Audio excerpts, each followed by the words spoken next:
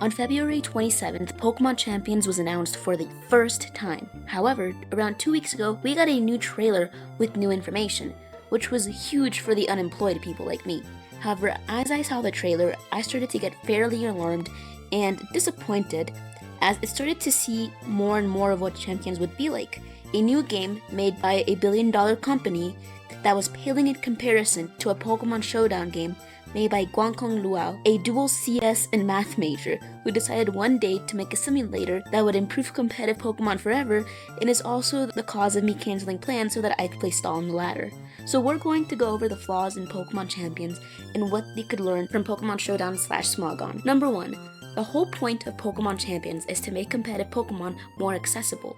Specifically, VGC and the singles format bring 6 choose 3.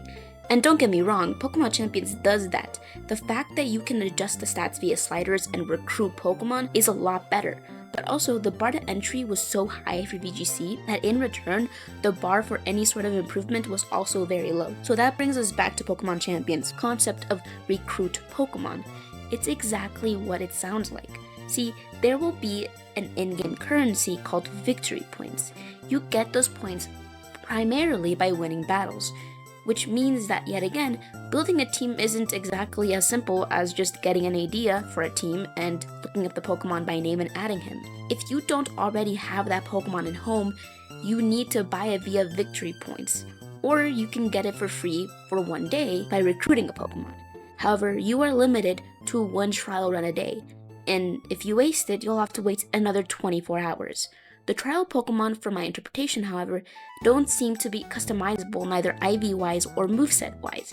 As the official website states, you can even alter their abilities and moves, customize your team to match your battling style. Though remember, you can't train Pokemon during the trial recruitment period. Now don't get me wrong, this won't be pay to win since that defeats the purpose of competitive Pokemon, and Nintendo isn't that dumb, I think. But I feel like adding in a game currency just to get Pokemon on your team kind of defeats the purpose of making it more accessible. I also don't know if different Pokemon will be different amounts of victory points, but if they do, that would be infuriating. As in, imagine that you are building a team and you want a Garchomp that's potentially, let's say, 1,500 victory points, but you only have 1,000, so you can't get him and you can only get a Flygon. That would be terrible. Also, you should subscribe because if you don't, Nintendo will actually make a Mega Incineroar with Pure Power, Magic Card, and every single ability together with a 2,000 base stat total.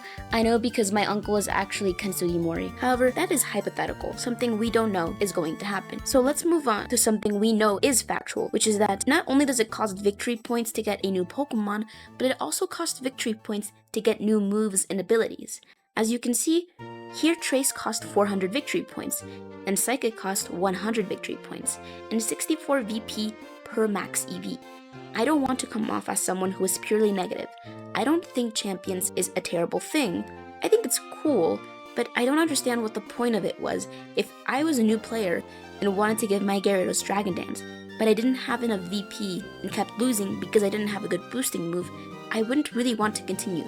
The reason Pokemon Showdown, not just the battling aspect, but also the team building experience is so great and fun is because there are literally no limitations. If you are a new player who wants to use your favorite Pokemon, let's say Dragonite, and wants to try out an unorthodox set, go ahead, it's super easy. Just look the move by name and you got it. If you want a set that is proven to work, import that from Smogon. The bar to entry is not only far lower, but literally non-existent. It's so much lower than Champions, and that's one of the reasons it encourages experimentation.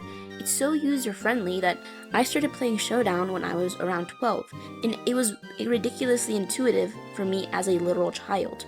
So I enjoyed it a lot, and because of that, it feels rather natural to learn. If at that age I had to try out Champions and the game told me that I had to buy new moves, I would have probably gotten frustrated and discouraged. I think this point system de-incentivizes creativity. It makes it harder to actually win battles. If you have a set that's just not working, it takes a very good player to actually win with that set. And if you're an average or below average player, you're going to have a much harder time winning, and therefore won't be able to win more victory points, and won't be able to change the moves that you need in order to win. So in reality, even though you don't use dollars or whatever your country's currency is, it almost feels pay to win because of the victory points. Again, it's not pay to win, but it does feel very grindy. All of this just to get a team that you actually want to use. I obviously don't know how many victory points you'll get from a battle, so it's completely possible that the amounts are reasonable. But you know what's better than a reasonably priced move? A move that is free. So maybe you want to just transfer from Pokemon Home to not have to grind to get those victory points. But that in turn defeats the purpose of a team builder. I was talking to my best friend about it, and he mentioned how it was a similar problem that he faced when playing the Pokemon TCG game, which I don't play. But he said, and I quote, "There is an in-game currency called trade credits that you can earn by completing daily challenges to go further in a free battle pass. There is no option to pay real money or to unlock a premium version. You use the currency to get individual cards. However, you don't get enough to create every single card that you want, so you have to be extremely careful about budgeting that currency, and if you don't play every day, you can definitely fall behind. That's why I kind of hoard them all until I find a deck that I really love." Now, it is no surprise that two Pokemon games made by Nintendo would have the same problem. Going back to Champions, I think that this dude on Reddit phrased it very well. He said, and I quote, "I'd rather just play Showdown than grind currency to play with the team that I want." So far, that's my biggest gripe. I feel like they had the correct idea, but had to overcomplicate things. I don't see the point in the victory point system. I am in no way speaking for everyone, again, this is only me. In a positive note, in terms of battling systems, they're obviously including the normal VGC format and the 6 Pokemon system that I mentioned, and that I think is really cool. But from my experience, being part of the competitive Pokemon community, the biggest pro that is often overlooked that Pokemon Showdown / Smogon has that the official formats aren't even the tools like the damage calcs, for example. It is similar to a democratic system. But in all honesty, when I say democratic, I don't really mean the way we would think of it now. I mean more in like the Athens version of democracy. See, whenever a decision needs to be made, as long as you meet the qualifications for a proper GXC, you can vote alongside the other players, and these votes are organized by the council, a group of people that are not Pokemon executives, but longtime players that love the game and are good at it, so they want a healthy metagame. I'm not saying that every single decision is good, but this is far better than the system that Nintendo has going on. I have a feeling that if you gather some of the most successful VGC players of all time, made them have some semblance of power more than they have now, and allowed players who have participated in VGC tournaments to vote on bans and general decisions, VGC regulations would probably be a lot different. But Nintendo would never give up that type of power to the people.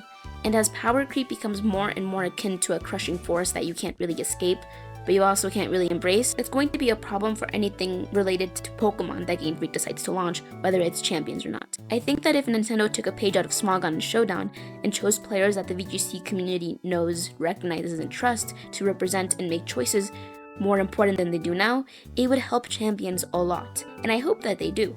I'm aware it seems like I'm being super negative, and I don't mean for that to be the case. It's only that no matter the format, singles or doubles, I think that competitive Pokemon is such an amazing strategy game, and I've always wanted the barrier to entry to be lower for the official format, not just for new players, but for the current vets as well, who I think deserve a break. And while I do think that Champions is a good step forward, I don't see why they couldn't have completely eliminated the point system to experiment with a whole new system that's not holding them back, because the only way to do that was actually via Showdown. Besides that, I think it would be interesting if Pokemon Champions offered the ability to go back and play old regulations in the same way that Showdown allows you to play the old gens 1 through 8. I understand that Nintendo doesn't really have anything to lose from Champions. This is going to be the new way that the official competitive Pokemon is played, not just recreationally, but also in official tournaments, like Worlds. So no matter what is going to happen, it's not going to fail. But for the love of God, what is it with the point system? I'm aware that I'm probably making a bigger deal out of this than most people are, but that's because I'm a Showdown player. Even the times that I play VGC, which I don't have nearly as much experience with VGC as I do singles, but the times that I have, I've played via Showdown.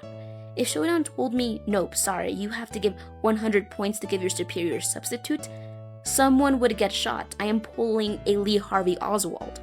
We also know that there will be microtransactions. However, people have overall come to the conclusion that it will be for cosmetics, which I do hope it's true, and that this game doesn't turn into Genshin Impact Pokemon Edition. Also, this is obvious, but people are going to be dramatic, so I'm going to say it right now. Pokemon Champions will not replace Showdown. partly because of all of the reasons that they stated and thousands more. Showdown will always have an edge over Champions. I don't know much about copyright law or IP laws, but for a long time and still today, Nintendo needed Pokemon Showdown for their VGC players to practice in. Taking it down wasn't really in their best interest. Now, of course, the argument is obviously that now with Champions, Nintendo won't need Showdown and will take it down. Based on what I have said, I believe that Showdown will still be a prominent place for VGC, and even though Champions hasn't launched yet, it will just take much less effort to build a team. There is absolutely no grind involved. Showdown will always have that over Champions, unless they completely annihilate the point system. Barda entry still isn't low enough to compete with Showdown. I think that sentiment will set in eventually. There has also pretty much never been such a beloved fan project, not only with Pokemon, but with most major franchises. So I think that they are aware that if they do this, there will be an outrage over it, far bigger than anything that they have ever done. And they have done some pretty despicable things. So that, and the combination of the fact that Showdown helps VGC players, I think is a fairly good enough for Showdown to stay around. However, Moon Channel did a great video on this, and specifically the legal aspect. But even without the illegality of it all, for the reasons I cited, it really wouldn't benefit Nintendo. Thank you for watching, and feel free to comment your opinion on Showdowns or correct anything. Bye.